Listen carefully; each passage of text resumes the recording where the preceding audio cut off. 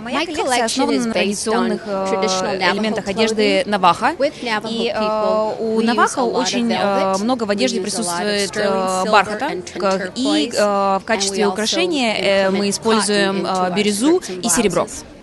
Если про элементы, то на первой девушке у нас получается блузка из бархата с элементами сатина. И, как вы видите, юбка и сочетающаяся сумочка, они сделаны из особой шерстяной ткани, такой, которая производится в городе Пендлтон, штат Орегон. Интересный вариант современного подхода к традиционному свадебному платью наваха. Как вы видите, верхняя часть сделана также из шерстяной ткани, нижняя часть из бархата, но девушка держит в руках корзинку, то есть эта корзинка, она присутствовала всегда в традициях наваха, здесь находилось угощение, но в данном случае оно используется как некий подход к свадебному букету.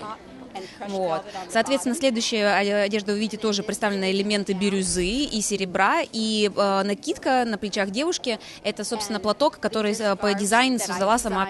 В фестивале «Солнечный олень» мы узнали от общества Монгол-Саха сотрудничества госпожи Амаржаркалы.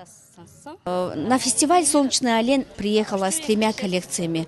Традиционный этнический – 6 костюмов, современный этнический 10 костюмов и сценические костюмы 4. Все костюмы сделаны из войлока, из ручной работы, из шерсти. Современный этнический костюм, один из костюмов, это свадебное платье.